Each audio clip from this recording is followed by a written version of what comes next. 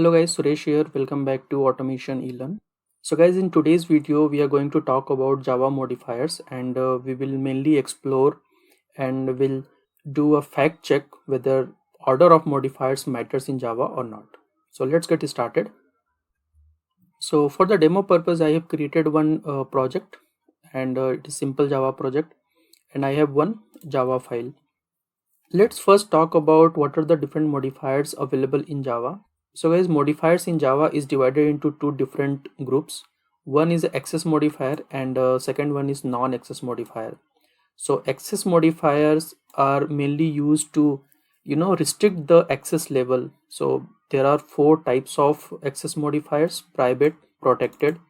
One is the default, and if we will not mention anything then it will be default. And the very famous and mostly used is public, because most of the time people prefer to use public, right?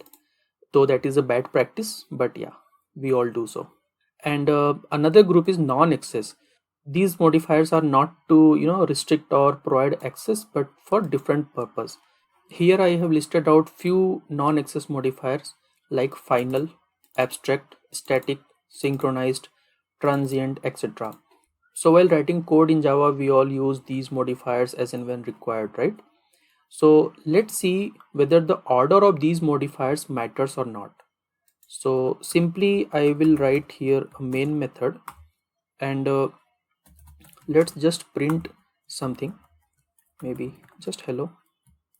Let's run it so that we can verify, okay, program is working fine. And if you notice here in the main method we have two modifiers. One is the access modifier and another one is static, which is non-access modifier.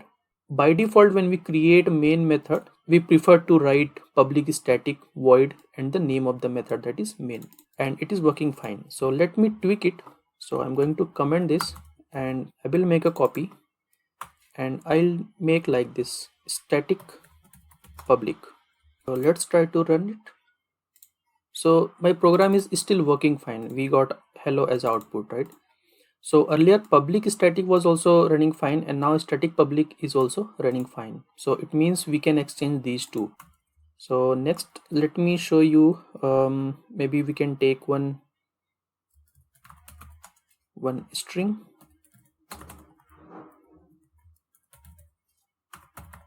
Hello. So what are the modifiers we can give here? We can give public or private. We can give final. We can give static. The same thing I can print over here, right? str. So str is having value hello, and same thing I'm printing inside my main method. Yeah, it's printing hello. Okay, this is working fine.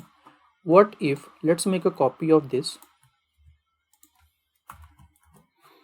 and let's change the order, like final, public. Okay, and let me comment this and run. So this time we have changed the order of modifiers and it is still running. Let's modify it further. Let's comment this. Let's move static over here, right? And still it should run. Let's see. Yeah, it is still running. Okay, and we can also see the same thing at a class level. So class we can mention as a final, right? Because I don't want someone to extend this class modifier, so I mention it as a final. Okay, let's run it first. Yeah, hello. But can we do like this? Let's copy this, or let's change over here final and public. Let's run it. So it is still running.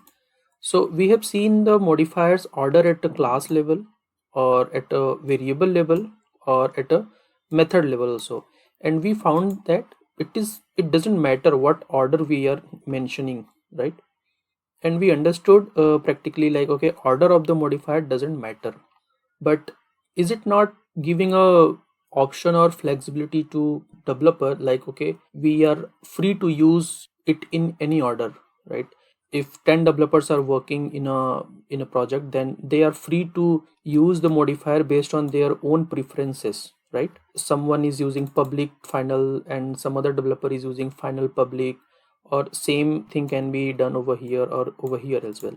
But there should be some uniformity in a big project when we work. So there should be some uniformity which should be implemented across the project, no matter who is working, right? Then how we can achieve that? What is the most preferred standard way, or I would say standard order of modifier that we should be using in Java? So for that purpose you can check Java official documentation as well. Another thing is you can install some plugin, because we will be writing code in some IDE, right? Either Eclipse or IntelliJ. There is a plugin for analyzing your code. So very famous one is the Sonar. So Sonar is basically a tool which will analyze your code, and it gives us a suggestion if there are any changes are there compared to the standard practice that we should be using. The light version of Sonar is Sonar Lint. So that we can install as a plugin in our Eclipse or IntelliJ based on your IDE that you are using. So in Eclipse, go to Eclipse Marketplace, and you just need to install one plugin simply. And once you install this plugin, it will keep scanning your code and it will keep populating your suggestions if there are any changes, if there are any variation compared to the standard way of writing a code in Java, right? So in the marketplace, just search for Sonar Lint.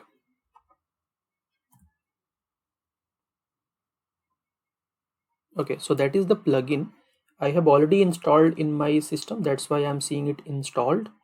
In your case, you will see install and like this, and you just click on this button, it will install, and probably you need to restart your Eclipse, then it will start working. So this is how we can have a Sonar plugin installed in your IDE.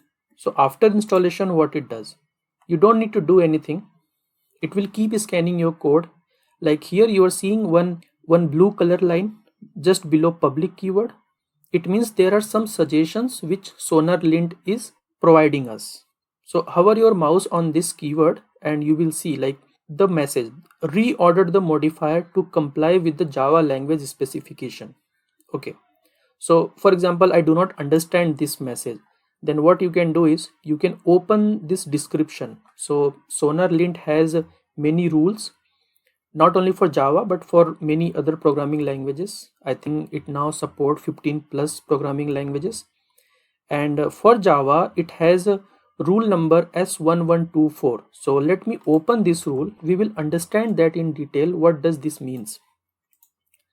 So this is minor suggestion and this is called code smell.